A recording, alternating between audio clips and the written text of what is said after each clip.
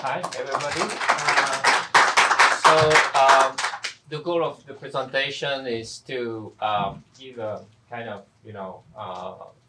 spectrum from machine learning, machine reasoning, and why it matters. Because a lot of time people reduce AI to machine learning, to ChatGPT, and so on. But it's much more than that. We are at a very interesting time. It's the inflection point, and I think Kwaai just come at the right time, because what you see in AI, ChatGPT, and so on is really just the beginning. And I'm going to try to explain you why there is another scale. So first of all, intelligence. Jean Piaget, French psychologist, working on the child development. L'intelligence, ce n'est pas ce que l'on sait, c'est ce qu'on fait quand on ne sait pas. So intelligence is not what one knows, it's what one does when one doesn't know. So it's important to have that in mind, which means that everything that you do based only on what you know and you are not capable of inferring new things is not really intelligence. So I like to start from the beginning because I want to show you how everything is linked. So at the beginning, we have noise. From the noise, interesting. I think there is a click. It should scroll down automatically. Okay, anyway. Oops, yeah, no. Okay, it's okay. So from noise, we have signal, right? You start to have some measure. From signal, you have data. From data, you have knowledge, and from knowledge, you can make decisions. All this is linked, and normally the graphics show you a compression of things. So each of the step is a compression of the previous step. So knowledge is probably the most powerful way to compress data, because not only it's compressing. So for example, if I tell you all the birds are flying, imagine how many birds I have to observe to say that. But once I have that, simple. Next, please. So data-driven and knowledge-driven is two very important things. It's related to pattern recognition and reasoning. So pattern recognition is everything you are doing in a second, right? You recognize a face, a piece of music. And reasoning, well, it takes much more time. So this is a very interesting book. I'm sure a lot of you have read it, and if you don't, you should. Think fast and slow. So the pattern recognition, yeah, it's fast. It's reactive, right? If you see a lion, you're not going to think, you just run. It's associative and unconscious. On the other side, it's slow, reflective, logical, and conscious. So during the day, we do about 30,000 decisions. Right? Check your phone, whatever. 95% is completely unconscious. Only 5% are conscious. And what is interesting is in AI, you have the same dichotomy between pattern recognition and reasoning. So these two schools start at the same time, practically. There is a school say, okay, physicalists, to reproduce intelligence, we have to reproduce the neuron, because apparently it's what we know.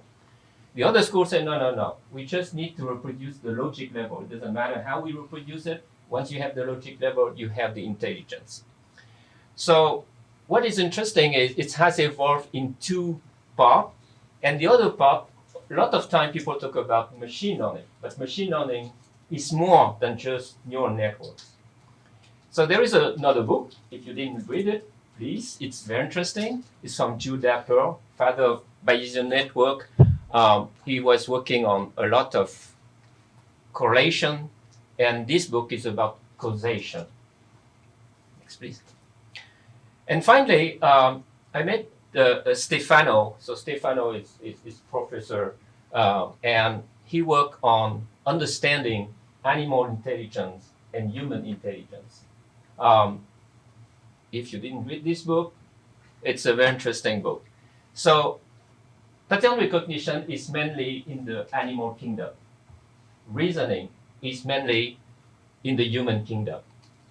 Today, most of the AI you hear about is pattern recognition. But what is impressive is when you scale it, it does way more than what we expect from pattern recognition. So just imagine when we are going to scale reasoning. Next, please. So yeah, today the era is data-driven AI. But it's very important to understand why you process data. The only reason why you process data is to have knowledge, right? So each time you have a piece of knowledge, indirectly, you have behind that a lot of data that have been analyzed, understand, and so on. So each piece of knowledge is indirectly a lot of data behind that. But the thing is, knowledge is totally useless until you acquire it, right? Why we have students here? How many years you have to spend to study? Because knowledge, library is full of knowledge, right? Books.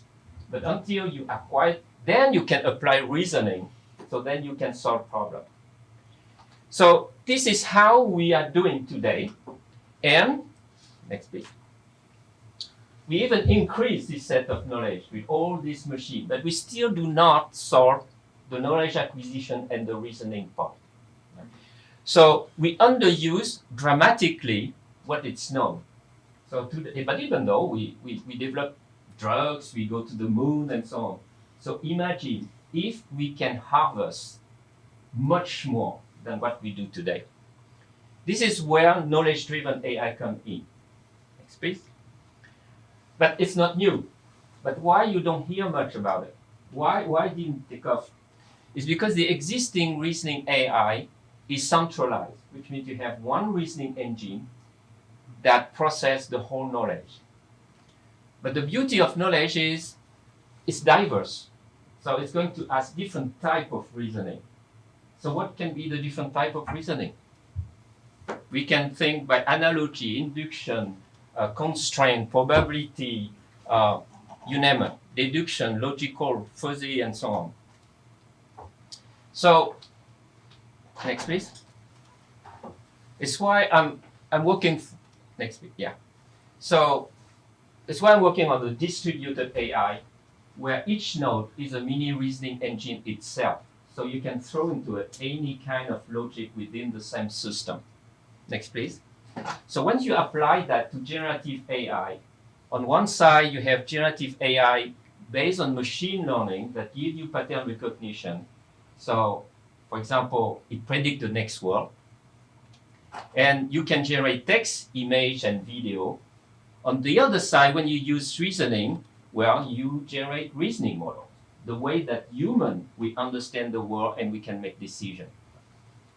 And in drug development, it's the field where we are. People use generative AI to generate molecule. What we do is we generate human digital cell clones. Next, please. So I'm going to go a little bit more because maybe some of you are not familiar with what is neural network really. So this is one of the type of neural networks. So as you can see, you start with the image, the convolutional network. The image is segmented in small window, and this small window are composed to the next layer, and so on and so on. So, for example, a face, you are going to start to recognize maybe a smile, the nose, and so on, and then you compose the face. And then you go to the fully connected network where you make the association. First of all, as you can see, this is a very powerful way to match pattern. But there is no reasoning, right? The way that human will understand reasoning. Next page. So even though when you use ChatGPT, and it's amazing what ChatGPT achieved, right? But ChatGPT does not have the reasoning model, doesn't have the mental model. It has a language model. Next, please. And language model is not the only model that our mental model use. For example, drawing, music, dance, mathematics, science, body language, all these are different type of mental models. how many times you are looking for a word to express what you mean? It means that you do not think only with words. So reasoning model is just part of the mental model. And these are the different types. So we can pass this one. Next, please. So I'm going to make you think a little bit, because sometimes people ask me, but what is reasoning? So here I have a puzzle for you to solve.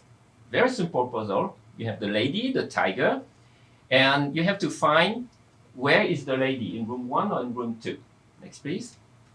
And this is your knowledge. If the lady is room 1, then the sign 1 is true. If the tiger is room 1, the sign 1 is false, etc. So I give you 30 seconds to infer where can be the lady. So who tell me where the lady based on this set of knowledge?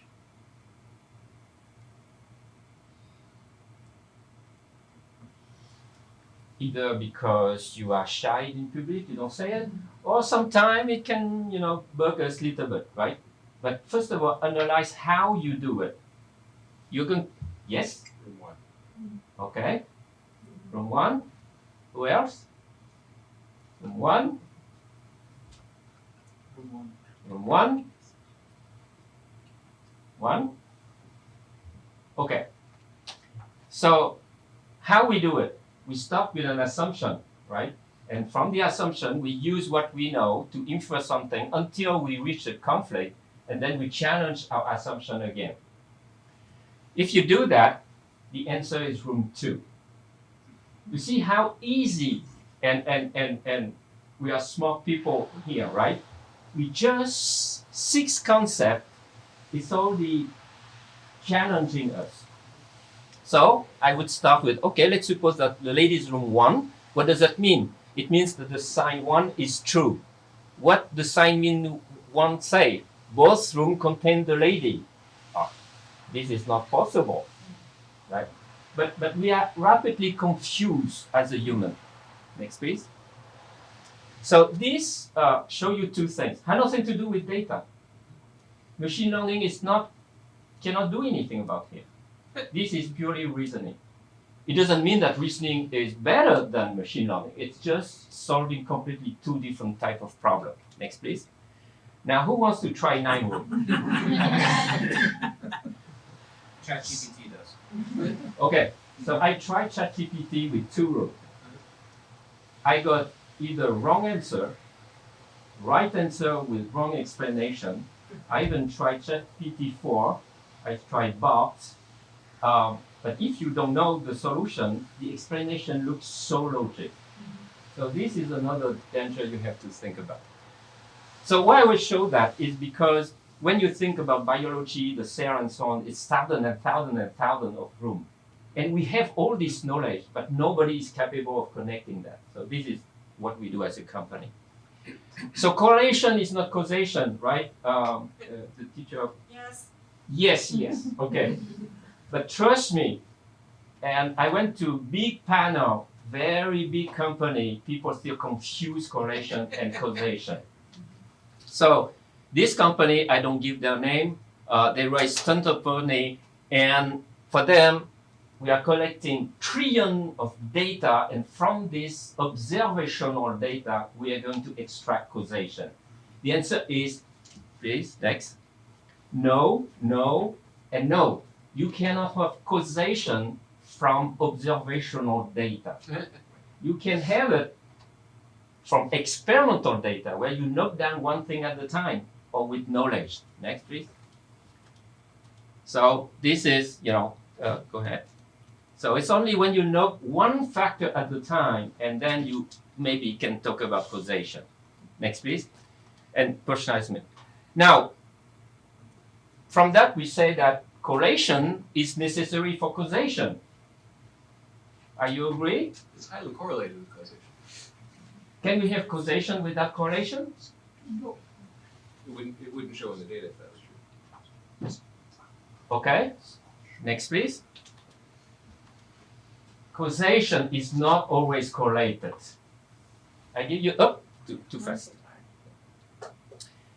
Rain make crops grow, right? But if you have a lot of data where you have too much rain, kill a crop, then you don't have correlation anymore.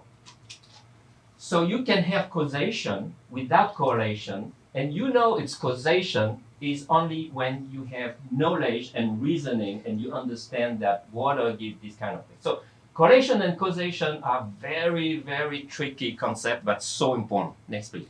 So yes, artificial neural network is one thing. It's just part of the machine learning. Machine learning has other things, decision tree algorithm, for example, random forest and so on. And these are the different disciplines. So during all my research, I was working across all that to try to unify that.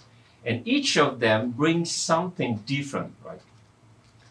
So the last slide, for example, this I count all the time. What are the different type of artificial intelligence? So they start like artificial narrow intelligence, machine learning, specialize in one area and solve one problem. Then we go to AGI. Machine intelligence refers to a computer that is as smart as a human across the board. Then you have super intelligence, machine consciousness. Next, please. No. All of this is wrong. Why? No. Pay you first. First of all, the soonest you reach AGI, you only have super intelligence because nobody can connect all the dots, and based on Miller, we can only process 5 to 9 concepts at the same time. And then the last one, when people talk about consciousness, there is two types of questions. There are questions that are very hard, that take a lot of time to solve, and there are questions that conceptually cannot be solved.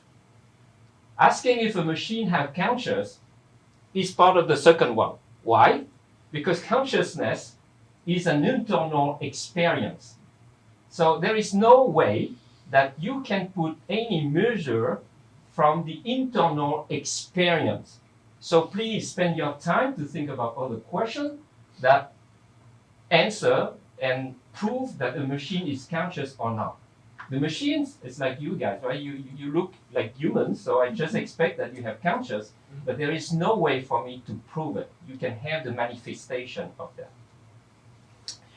Before the last one, Mike, you were talking about a lot of evolution. It's like you feed what I wanted. Yeah. Quick question on that. So I heard recently that they're somebody's defining consciousness at a young age for human beings is when you first start reacting to your environment, knowing that you can do stuff to your environment and you're aware of Wrong definition. Okay. You take a robot, it reacts to the True, environment. yeah. Right? So consciousness is really an internal experience. You can describe it, but you cannot share it really. So our company, what we are working on is how to clone biology digitally.